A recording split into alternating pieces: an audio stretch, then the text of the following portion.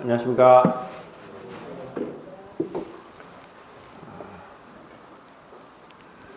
오늘은 지난주 말씀드린 대로 응답받는 기도의 비결에 대해서 한번 생각해 보겠습니다. 요한일서 3장 21절부터 24절까지 말씀을 우선 다 같이 읽고 교제하겠습니다. 요한일서 3장 21절부터 24절까지입니다.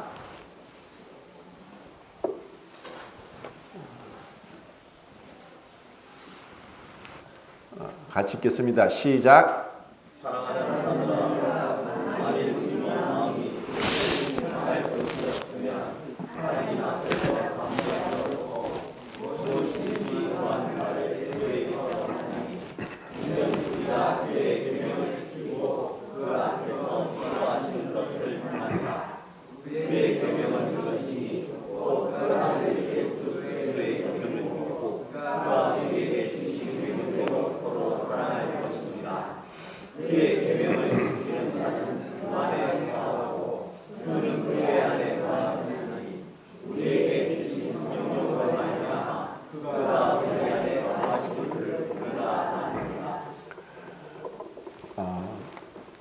하나님께서 우리에게 너무나 큰 은혜와 축복을 주셨습니다. 모든 것이 하나님으로부터 왔고 또 하나님이 주시지 않은 것이 하나도 없습니다. 그 중에서 너무나 큰 축복은 우리가 하나님의 은혜로 구원받았다는 것이고 또 우리가 구원만 받고 그냥 천국 가도록 내버려 두신 것이 아니라 영원토록 함께 하신다고 약속을 하셨습니다. 그리고 이 광야 같은 세상에서 우리를 홀로 내버려 두지 않고 구원받은 성도들과 함께 가족과 같은 친교를 나누도록 하셨다는 것도 너무나 큰 축복입니다. 그리고 하나님께서 우리의 모든 필요를 기도하기 전에 다 알고 계심에도 불구하고 기도하라고 말씀하셨고 또 우리가 무엇이든지 기도한 것을 받을 수 있다고 약속을 하셨습니다. 제가 그런 말씀을 몇 번 드렸는데 제가 처음 이제 믿고 나서 제 그 친구의 집에 갔다가 그 친구의 그 아버님이 초등학교 교사로 계셨습니다. 그때 저보고 이제 말씀하시는 거예요. 성경에는 기도하면은 무슨 기도를 하면은 다 하나님이 들어주신다고 하는데 정말이냐? 하고 이렇게 묻더라고요. 그래서 예, 그렇습니다. 하고 얘기를 했는데 제가 확신이 없었습니다. 그때는 믿은 지 얼마 되지 않았고 분명히 성경에는 무슨 기도를 주님 앞에서 주님의 이름으로 기도를 하면은 모두 다 들어주신다고 말씀을 하셨는데 왜 제가 그것이 믿어지지 않고 분명히 그렇다고 제가 하나님을 믿지 않는 것도 아니고 또 하나님께서 저 기도를 들으시고 또 죄를 용서하시고 천국에 가게 하시고 영원한 생명을 주셨다는 것을 믿고 확신을 하는데도 불구하고 그렇게 질문했을 때 정말 하나님께서 모든 기도를 다 들으신다고 하셨는데 정말 그렇게 들으실까 하는 그런 마음에 의심이 솔직하게 있었습니다. 그러면서 사실 우리 모두가 그렇게 했지만 정말 하나님이 나의 기도를 들으시는가? 듣지 않으시는가? 왜 기도를 했는데도 응답하지 않으시는가? 하는 이러한 의문도 들고 또 어떻게 보면은 그런 기도를 해놓고 하나님께서 그래 내가 들었다 하는 어떤 분명하게 우리가 알 수 있는 그런 메시지가 없다 보니까 들었는지 하나님께서 들으시는지 듣지 않으시는지 사실 의심이 들 때가 많습니다. 그러면은 우리가 방금 읽은 말씀대로 무엇이든지 기도한 것을 받은 줄을 알라고 하셨는데 그 조건이 있습니다. 그것은 21절 말씀에는 만일 우리가 자책할 것이 없으면 이러한 조건이 붙는다는 것입니다. 그리고 20절에 보면은 하나님께서는 우리 마음을 우리보다 더 잘 알고 계십니다. 흔히 그런 얘기를 합니다. 10길 물속은 알아도 한 길 사람의 마음속은 모른다고.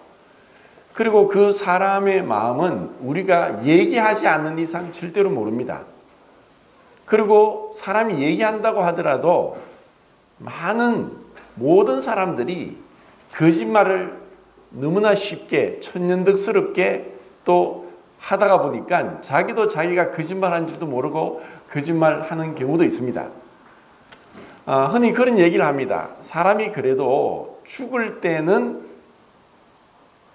거짓말하지 않고 진실된 얘기를 한다 하는 것이 우리나라 사람도 그렇지만 서양에도 그렇고 러시아라는 나라에서도 그런 속담이 있는 것 같습니다. 사람이 죽을 때는 거짓말하지 않고 진실된 말을 한다. 그래서 러시아의 그 시인 중에서 그 푸시킨이라는 시인이 있는데 삶이 그대를 속일지라도 하는 그런 유명한 시가 있죠. 그리고 그 푸시킨을 정말 좋아했던 소설가가 있는데 그 사람이 이제 도스토옙스키입니다. 제가 이제 그런 사람들을 많이 좋아했었는데 그 푸시킨이 시를 많이 썼지만 유일하게 쓴 소설이 있습니다. 그 소설이 또 대위의 딸이라는 소설이고 제가 그것을 또 읽으면서 오래전 이야기죠. 근데 거기에 보면은 한 종이 있는데 죽을 때 그 사람이 얘기한 것을 두고 저 사람이 죽을 때 그 얘기를 했기 때문에 그 말이 진실이다 하고 얘기를 하지만 사실 그 소설 내용에는 그 종이 죽을 때조차도 진실을 얘기하지 않고 거짓을 얘기했다는 것이 그 소설에 나옵니다. 그래서 사실 세상에 누구를 믿을 수 있겠는가? 사실 믿을 사람이 없죠. 또 자기 자신도 솔직히 마음이 하루에도 12번도 더 변하는데 어떻게 우리가 우리 자신을 믿을 수 있겠습니까? 그런데 우리가 하나님을 믿고 기도한 것이 하나님께서 다 응답하셨다고 하는 것을 솔직히 100% 믿기가 참 쉽지 않습니다. 그것은 뭐냐? 우선은 우리 마음에서부터 온갖 의심, 불안함, 염려, 걱정, 근심이 끊임없이 일어납니다. 그런데 왜 하나님께서 이와 같이 우리의 마음이 계속 마치 파도가 치듯이 잠잠하게 또 깊은 물이 고요하듯이 그렇게 평강에서 평강으로 인도되지 못하고 조석으로 또 시시때때로 또 어떤 일을 만날 때마다 마음이 이렇게 갈등 속에 움직이는가? 야고보서에도 분명히 의심하는 자는 주께 받으려고 생각하지 마라. 의심하는 자는 아무것도 받지 못한다. 그러면 왜 의심하고 마음의 어떤 불안과 염려로 두려워하고 그 기도가 응답되었는지 되지 않았는지 주님이 들으시든지 듣지 않았는지를 갈등하는 것은 다르게 말하면은 하나님께 대한 신뢰가 없다는 것이고 또 다르게 말하면은 하나님의 전지하시고 전능하신 그리고 우리를 사랑하신 그 하나님의 성품에 대한 엄청난 죄악된 모습입니다. 흔히 그런 얘기를 합니다. 불명예를 택하느니 죽음을 택하겠다. 어떤 사람의 이름과 자신의 인격이 모독을 받았을 때 내가 이런 수치와 거짓 모함을 받고는 내가 살 수가 없다. 차라리 죽는 것이 낫다 하면서 정말 죽는 사람도 있습니다. 그 정도로 사람이 어떤 지위가 올라가고 또 인격이나 품격이 올라갈수록 그 이름에 대한 자신의 어떤 그 가치를 그만큼 크게 두는데 하나님께서도 마찬가지입니다. 하나님 앞에서 하나님을 믿지 않는 것은 하나님 행하신 것에 대해서 믿지 않는 것은 하나님을 모독하는 것이고 그보다 더 큰 죄가 없습니다. 죄가 무엇이냐? 믿지 않는 것이라고 했습니다. 하나님께서 불의한 자와 의로운 자에게, 악한 자와 선인에게 햇빛과 비를 다 주시는데, 그런데 그것에 대한 감사도 없고 또 우리를 숨쉬게 하는 순간순간 우리의 생명과 호흡을 주장하고 계십니다. 그런데도 그것에 대한 감사가 없습니다. 우리의 어떤 머리로서 알고 있는 그분에 대한 지식과 진정으로 우리 삶 속에서 경험하면서 그분을 신뢰하는 것은 차이가 있습니다. 그것 때문에 우리는 갈등이 오는 거죠. 그리고 이것 때문에 우리가 하나님께 대한 확신이 없습니다. 제가 이 요한일서 3장 21절 말씀은 저에게 경험으로 너무나 중요하고 잊을 수 없는 그런 경험이 있기 때문에 이 말씀을 생각할 때 그때가 잊혀지지 않습니다. 그리고 이것을 통해서 하나님께서 그 약속하신 말씀을 반드시 이룬다는 것에 대해서 분명한 경험을 했습니다. 제가 전에도 그런 말씀을 드렸습니다. 하나님은 모든 것을 하실 수 있다. 불가능한 게 없다. 그리고 그분이 모든 주권자고 왕이시고 창조주시고 시작이시고 또 모든 것을 만드신 분이신데, 그런데 왜 하나님께서 아브라함을 또 노아를 부르셔서 약속을 하시는가? 그 약속을 하나님이 우리 인간과 약속을 했다는 것은 다르게 말하면은 전능하신 하나님께서 그 인간과 한 약속에 스스로 자기를 얽어매고 구속되고 제한되도록 했다는 엄청난 하나님의 겸손과 사람 사랑이 약속을 통해 나타납니다. 왜냐하면 그분이 법이고 그분이 모든 것을 하실 수 있는데 왜 우리 인간과 약속을 합니까? 우리 인간이 감히 하나님께 하나님 이렇게 저와 약속을 합시다 할 사람이 누가 있습니까? 아무도 없습니다. 그런데 하나님이 우리와 약속을 했다는 것은 그 약속하신 것에 대해서 그 약속의 자신을 제한시키고 묶어둔다는 엄청난 하나님의 비하가 그 속에 숨겨져 있습니다. 왜냐? 그분은 거짓말하지 않기 때문입니다. 그래서 그 약속하신 것을 지키십니다. 거의 지금으로부터 거의 한 15년 전의 일인데 제가 그런 경험은 처음 했습니다. 65세 된 분인데 그 당시에는 사실 할머니인데 요즘은 사실 할머니가 아니죠.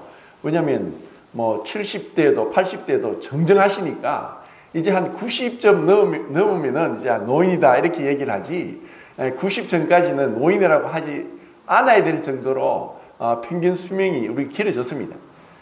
그때 그렇게 65세 된 할머니였는데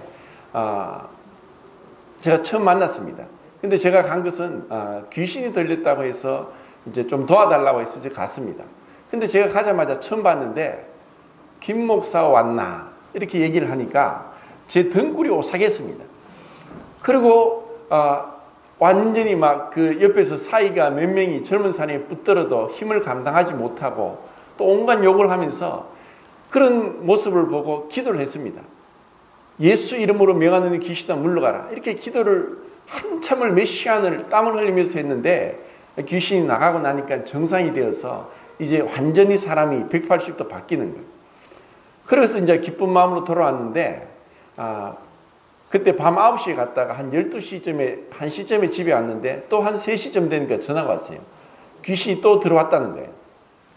그래서 또 달려갔죠. 그렇게 하기를 4일 동안 잠도 자지 못하고 밥도 못 먹고 애써서 몇 시간을 기도하면은 이제 멀쩡합니다. 그래서 이제 복음을 전하고 그래서 그 주위의 가족들이 이런 어머니 모습을 보고 사이도 믿고 딸도 믿고 아들도 믿고 그렇게 또 그 남편 할아버지도 예수님을 믿게 됐습니다. 그런데 또 지나면 또 들어오는 거예요. 이제 한 4일 정도 지나니까 완전히 지쳐버렸고 더 이상 어떻게 할 수도 없고 그리고 분명히 귀신이 들어온 것과 들어오지 않은 것은 차이가 났고 눈빛에서 목소리에서 행동에서 달랐기 때문에 눈에는 보이지 않지만 귀신이 들어가 있다는 것과 들어가 있지 않고 나와 있다는 것을 분명히 알게 됐습니다. 그러면서 그런 4일 동안의 과정에서 많은 것을 성경에 나오지 않는 이런 귀신의 어떤 모습과 행태와 또 습성들을 알게 됐습니다. 그래서 제가 그 가운데 이제 몇 번이나 실험하는 가운데 나가고 나니까 그 할머니가 저를 붙들고 하염없이 우는 거예요. 목사님 살려주세요, 살려주세요. 귀신이 나를 덮치면 내가 이길 수가 없어요. 제발 살려주세요. 나는 귀신을 이길 수가 없어요. 그렇게 우는데 저도 같이 울었습니다. 예수님 이름으로 분명히 쫓아내었는데 또 들어오니까 언제 들어오는지 알 수가 없어요. 분명히 복음을 전했어요. 예수님을 믿는다 했고 확신을 하고 했는데도 또 들어오는 거예요. 근데 이제 4일 되었고 이제 새벽이 되었는데 이제는 다 잠을 잡니다. 지쳐서. 근데 저는 그때까지 자지 않고 옆에서 성경을 제가 읽고 하면은 그 할머니는 성경을 따라 읽고 또 제가 읽으면 또 따라 읽고 그렇게 하는데 또 갑자기 목소리가 슉 변하면서 귀신이 들어온 거예요. 그때는 정말 이제는 주님 더 이상 못하겠습니다.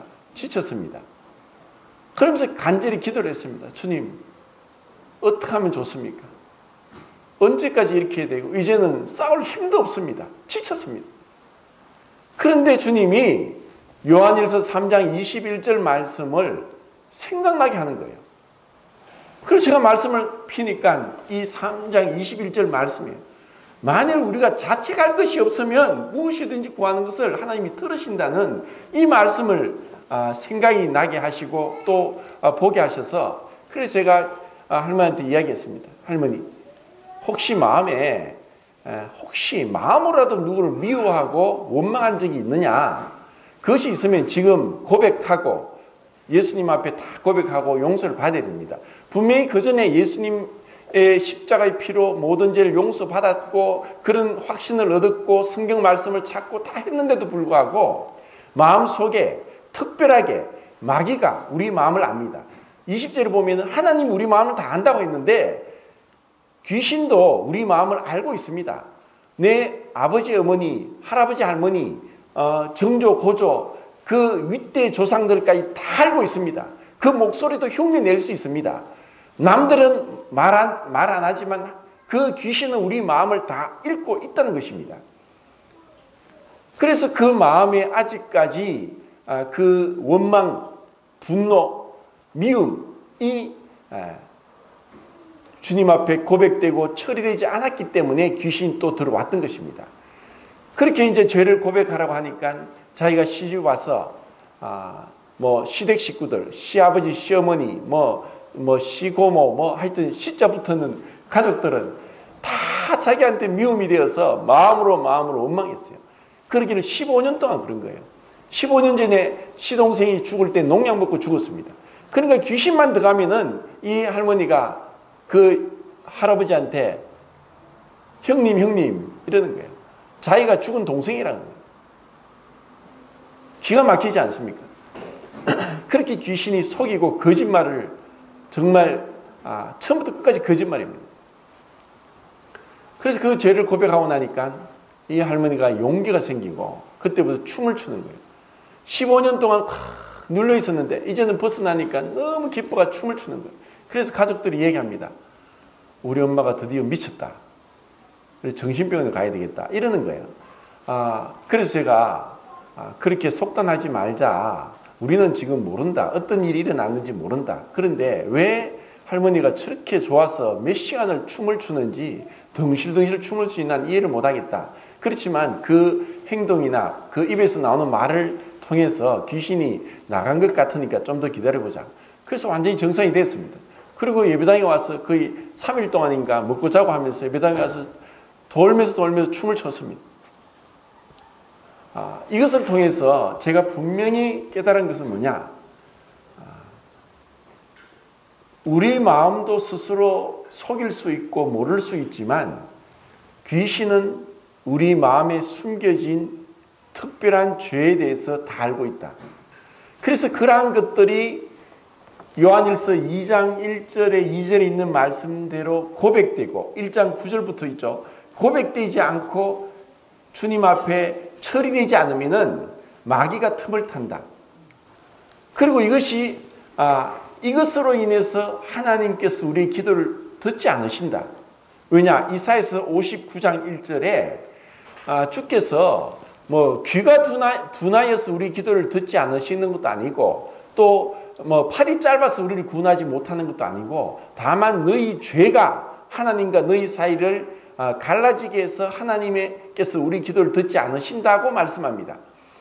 하나님은 거룩하시고 의로우시기 때문에 또 순결하시기 때문에 죄를 미워합니다.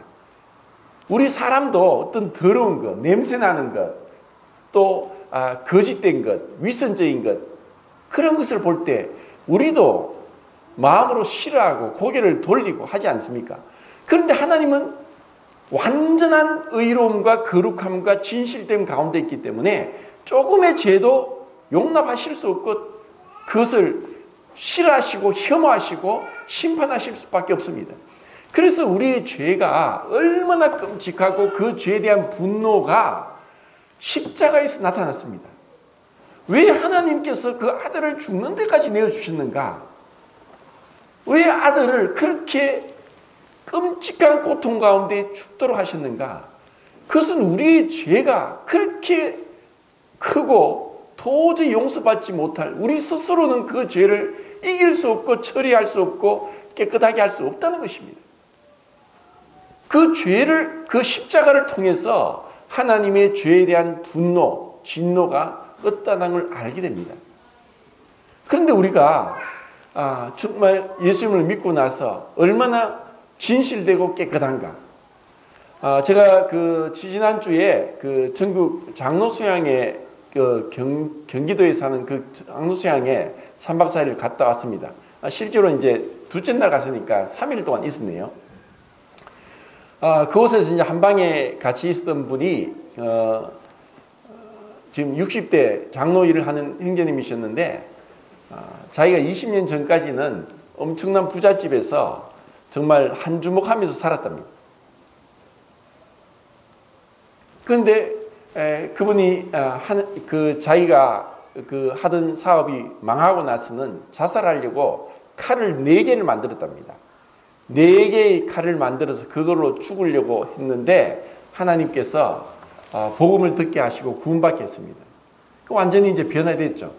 그러고 나서 이제 세탁소를 이제 운영을 하면서 옷을 다리고 그렇게 했는데 젊은 사람이 이제 바지를 맡기는 걸 이제 찾으러 왔는 걸 이제 그 젊은 사람이 줬습니다. 근데 젊은 사람이 그 바지를 탁 던지면서 이거 다시 다려주세요. 이렇게 얘기하는 거예요. 그래서 이분이 이 형제님이 한마디 했답니다. 뭐? 한마디 했는데 이 젊은 사람이 새파랗게 질려가지고 그 바지 들고 도망가더랍니다. 그래서 그 앞에 거울이 있었는데 거울을 딱 보니까 완전 마귀 얼굴이더래요. 그래서 자기가 하염없이 울었대요. 이런 나를 주님이 구원하셨습니까?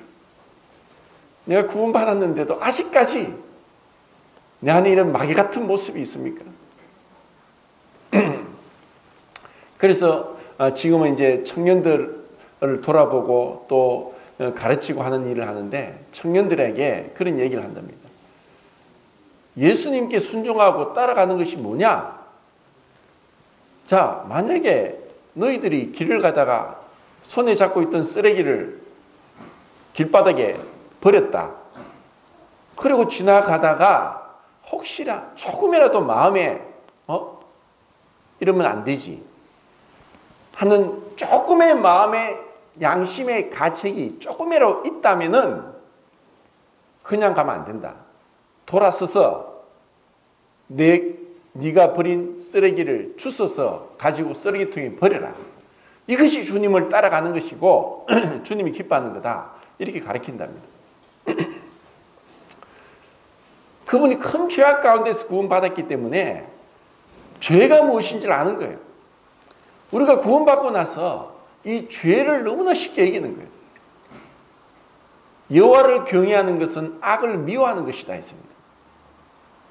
우리는 마음에 이것이 아닌데 잘못되었는데 이런 것들을 그냥 마음에 품고 잊어버리고 지나가 버립니다. 우리는 지나갈지라도 하나님은 그리고 귀신은 알고 있습니다. 정말 우리 마음에 담대함이 생기는 것은 자책할 것이 없을 때. 근데 이 자책할 것이 없다는 것은 우리가 완전한 어려움을 얘기하는 거 아닙니다. 왜냐하면 요한일서 2장 1절에도 만일 우리가 죄 없다면 우리는 거짓말하는 자다. 우리는 제가 루트가 얘기한 대로 히물 페카토 히물 주스투스, 의인, 죄인인 동시에 의인이다. 우리의 신분은 의인이 되었지만 우리의 상태는 여전히 죄인입니다. 그런데 우리가 주님의 믿음으로 내 마음에 내가 불완전하고 하나님 앞에서 여전히 부족하고 죄가 있음에도 불구하고 그리스도를 믿음으로 깨끗하여지고 의로워진 그 가운데 양심의 가책이 없이 내가 마음에 조금이라도 거슬리고 한다면은 이것을 자백하고 용서받고 그렇게 깨끗한 가운데 자책할 것이 없는 가운데 무엇이든지 기도할 때 주님이 응답하십니다. 제가 여러 참 정말 불가능한 그러한 사람들을 만나면서 한 가지 믿음 가운데 있었던 것은 주님은 상한 갈대를 끄지 아니하시고 꺼져가는 등불을 끄지 아니하신다 하는 그 믿음으로 주님 앞에 오랜 시간 기도하고 매달리면서 주님께서 그 기도를 응답하시는 것을 경험했습니다. 주님은 우리를 아비가 자식을 불쌍히 여김 같이 자기를 경외한 자를 불쌍히 여긴다고 말씀했습니다.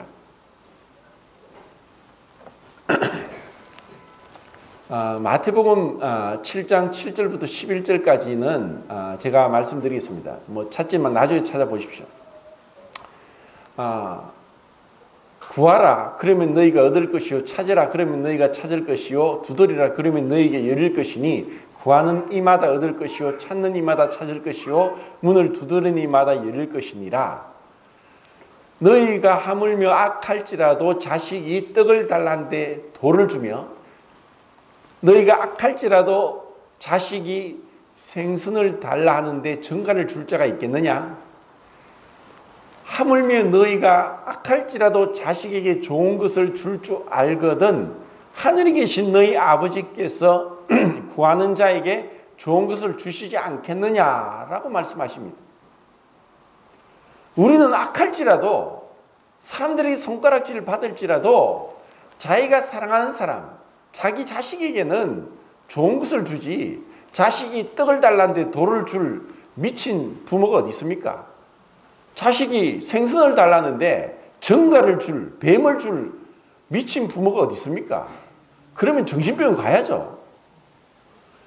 우리가 악할지라도 사랑하는 사람에게 자식에게 좋은 것을 주려고 하는데 어떻게 하늘에 계신 우리 아버지께서 자식들이 하나님의 자녀들이 구하는 것을 주시지 않겠느냐는 것입니다. 우리가 얼마나 믿음이 없고 하나님을 신뢰하지 않고 그분의 전능하신 그 능력을 불신한다면은 믿고 나서 또 정말 들었을까? 어떤 부모가 어린 자녀에게 지금 영민이나 주아는 그럴지 모르겠습니다. 부모가 약속을 합니다.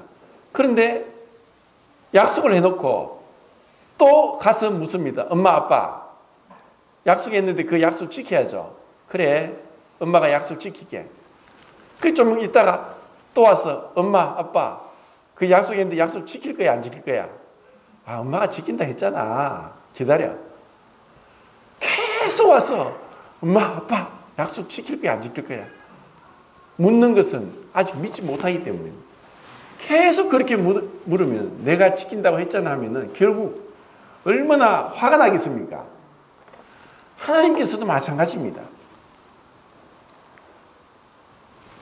우리는 이런 때로는 사실 그 기도하는 데 있어서 정말 훌륭한 분이 그 조지 뮬러입니다. 우리는 조지 뮬러를 생각할 때 조지 뮬러 형제님이 5만 번 기도 응답을 받았다고 해서 사실 모르는 사람이 없습니다. 근데 그분이 기도하고 응답받지 않은 기도도 있더라고요. 어떤 기도인 줄 아십니까? 자기 친구를 위해서 거의 40년을 기도했어요. 근데 그분이 소천하시고 하늘나라 가기까지 그 친구가 구원받지 못했습니다. 근데 그분의 기도 노트에는 계속해서 하나님께 기도하고 있었어요. 그래서 소천했어요. 그리고 몇 년이 지나고 나서 그 친구가 구원받았습니다. 흔히 우리가 기도할 때 포기합니다. 그 거지 같은 근성이 뭐냐면은 지금 뭐 청년들은 모르죠. 제 어릴 때만 해도 거지가 많았어요.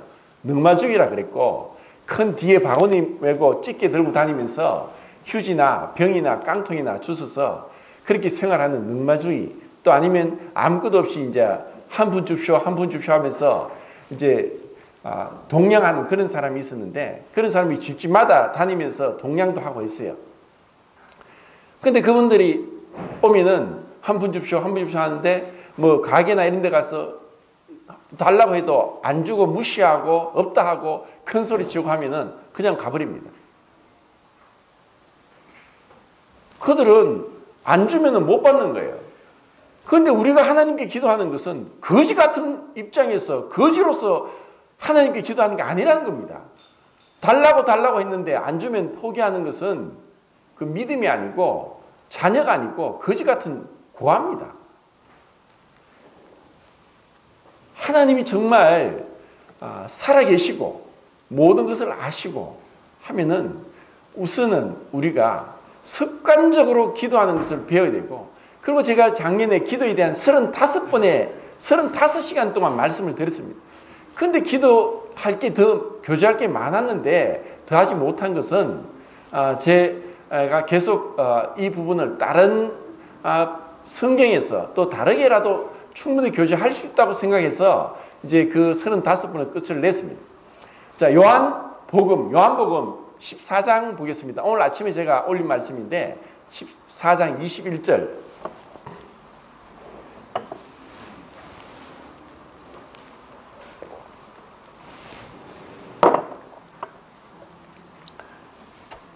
자, 같이 읽겠습니다. 14장 21절. 시작.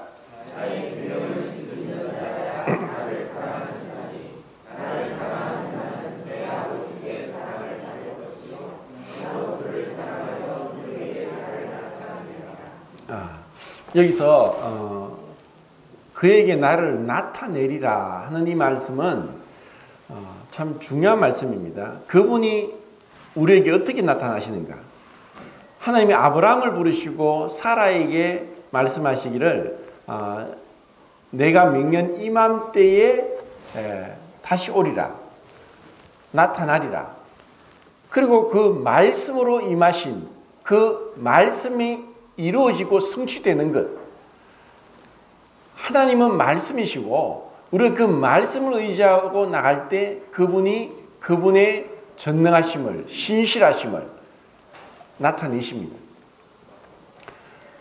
우리가 그분을 사랑한다고 하는 것은, 믿는다고 하는 것은 사랑하는 것이고, 그리고 그 약속 안에 거하는 것이고, 그리고 아버지와 아들이 완전한 연합 가운데 있듯이 우리가 그분을 믿음으로 사랑하는 것.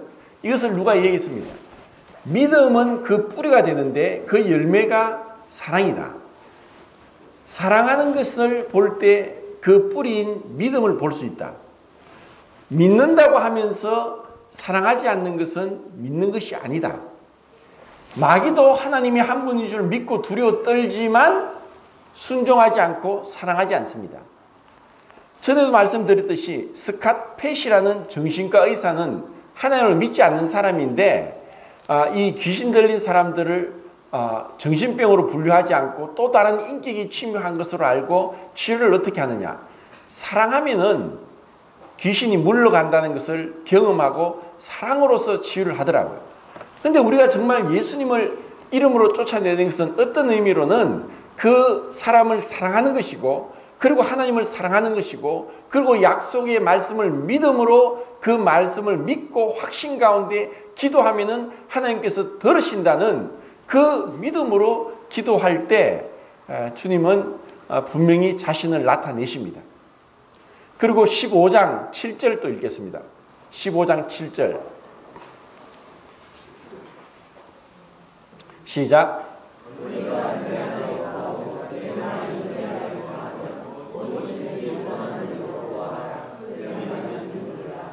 10절 읽겠습니다. 10절 시작.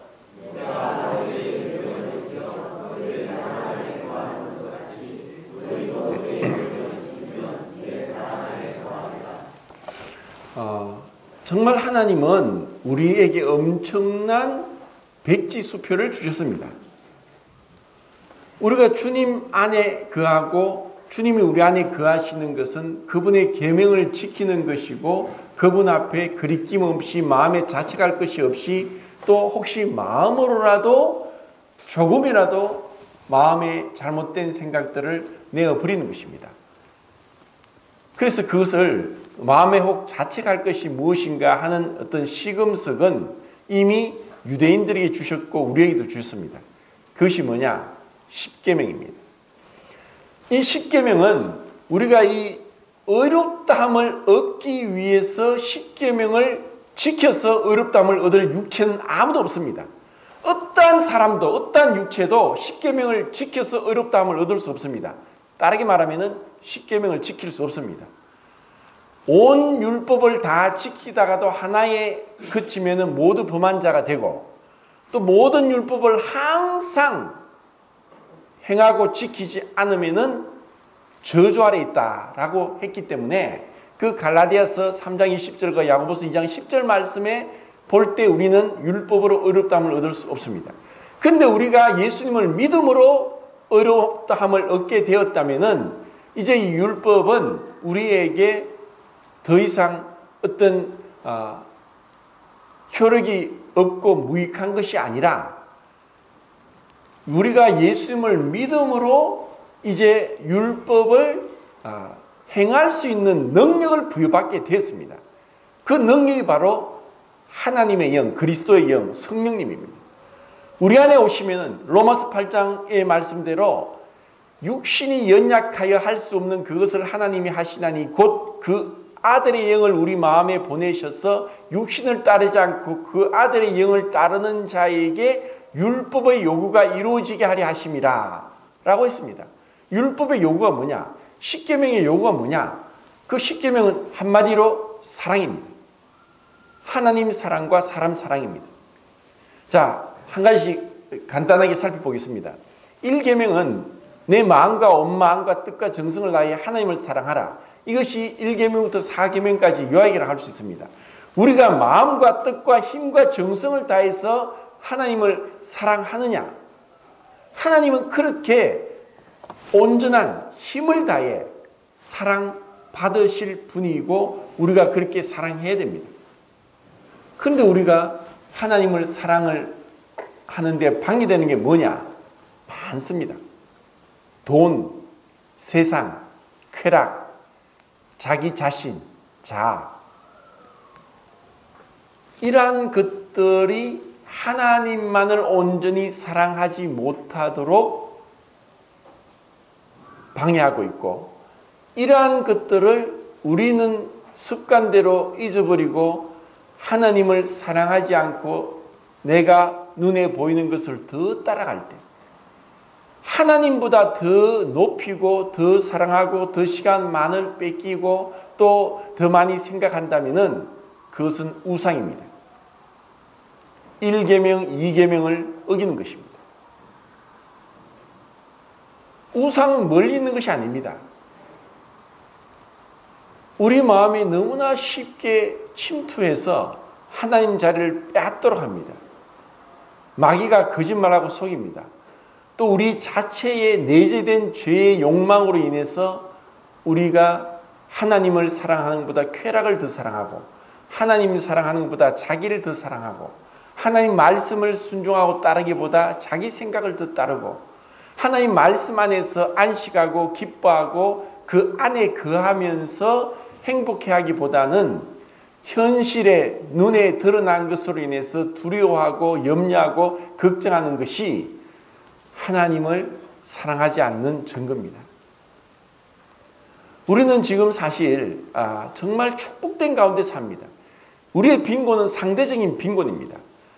우리가 만약에 집이 있고 하루 세 끼 먹을 것이 있다면 전 세계 70억 인구 중에 5% 안에 드는 부자입니다. 지금 우리 같은 민족인 북한은 어제도 제가 북한 선교 기도 모임 갔다 왔는데 사실 어제는 많이 오셨어요. 근데 그 북한에는 지금 원래 94년도, 95년도, 96년도 대기근으로 300만 명 이상이 굶어 죽었던 것보다 더 큰 식량난이 온다고 얘기를 하고 있고 유엔에서 경제 제재가 취해져서 어떠한 그 원조도 어떠한 무역도 못하면서 더 많은 사람이 굶어 죽을 것 같다는 얘기를 합니다.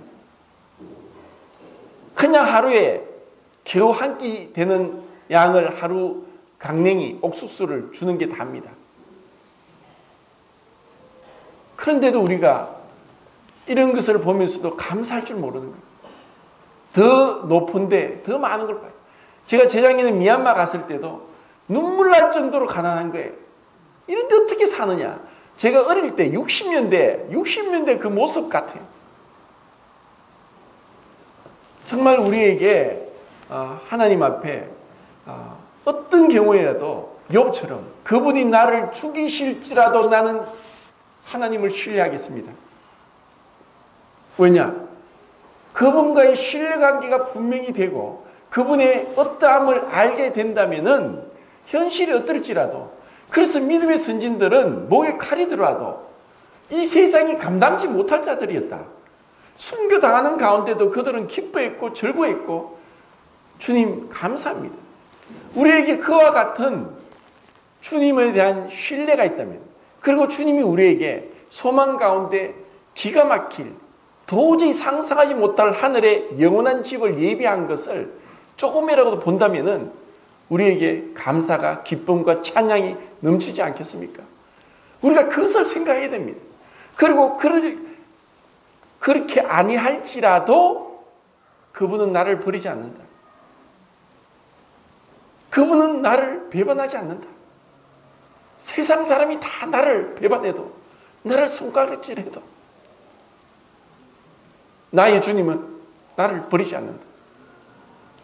베드로는 주님을 3번을 모른다고 저주하면서까지 부인했지만 주님은 베드로에게 네가 나를 사랑하느냐? 3번이나 물으면서 그를 위로하시고 변화시키고 주님을 위해서 죽기까지 십자가에 못 박힐 때 베드로가 말했습니다. 나는 십자가에 똑바로 못 박힐 자격도 없는 죄인이다. 나의 주님은 십자가에 못 박혔지만 나는 십자가에 거꾸로 매달려 못을 박으라. 실제로 베드로는 십자가에 거꾸로 매달려 순교당합니다. 무엇이 그렇게 했습니까? 그것은 주님의 사랑에 감동되면, 주님이 나를 사랑하셨는데 내가 무엇을 못하겠는가? 정말 주님의 그 사랑이 내 마음을 감동시키고 또 나를 충만하게 한다면은 우리는 기도할 수 있고 확신할 수 있고 기다릴 수 있고 또 현실의 순간에 당장에 오지 않더라도 찬양할 수 있습니다. 십계명을 다는 못하겠습니다. 시간이 없어서.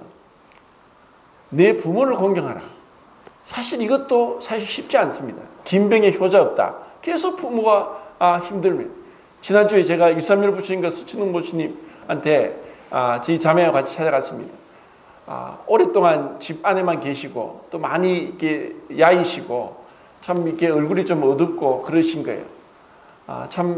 그렇게 한 가운데 우리 유성희님이 잘 효도를 잘 하면서 그리고 참 아들을 칭찬을 많이 하시더라고요. 근데 계속 힘들면 우리 마음에도 우리가 연약한 육신이 있으니까 힘든 거예요. 그런데도 우리 마음에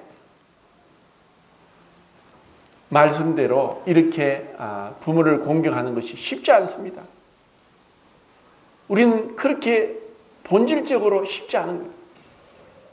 근데 우리가 그 말씀대로 순종하고 마음에라도 설사 힘든 가운데서라도 내 생각 때문에, 내 감정 때문에, 내 어떠한 어떤 양심 때문에가 아니라 말씀을 따라서, 말씀이기 때문에, 그분의 말씀이 진리이기 때문에 우리가 그 말씀에 순종하고 나갈 때 주님은 우리의 모든 것을 살펴보시고 보상하실 겁니다.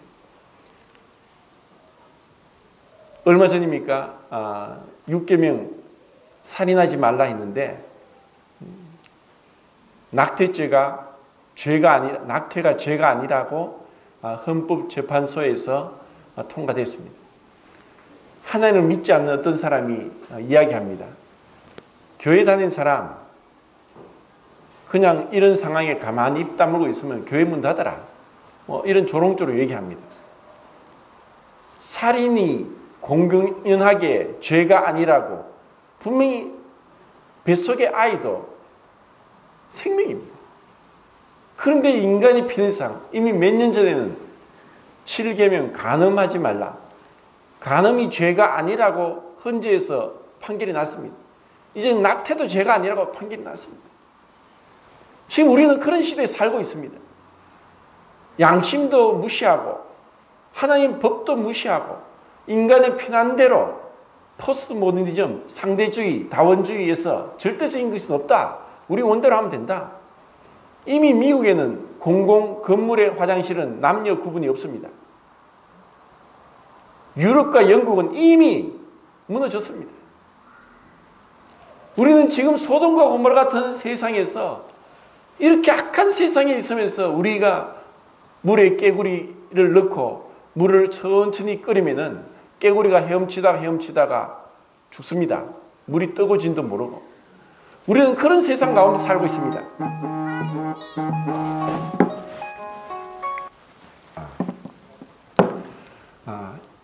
우리 마음에 늘 십계명을 통해서 양심을 비추어보고 그리고 자책할 것이 있는지 없는지 그리고 주님 앞에 그리낌이 없다면 믿음으로 기도하시고 그리고 그 응답 받을 때까지 쉬지 말고 포기하지 말고 끊임없이 지속적으로 믿음으로 확신을 가지고 기도하십시오.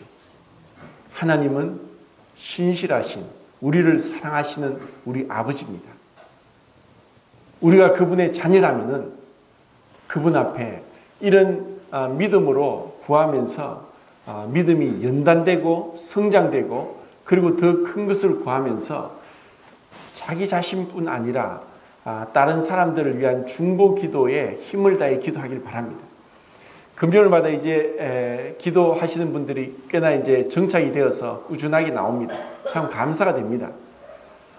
정말 사랑하는 것, 우리는 본질상 사랑이 없고 사랑하기보다 미워하고 판단하고 비난하고 자기를 더 내세우고 자기를 높이는 것이 우리의 죄의 본성입니다.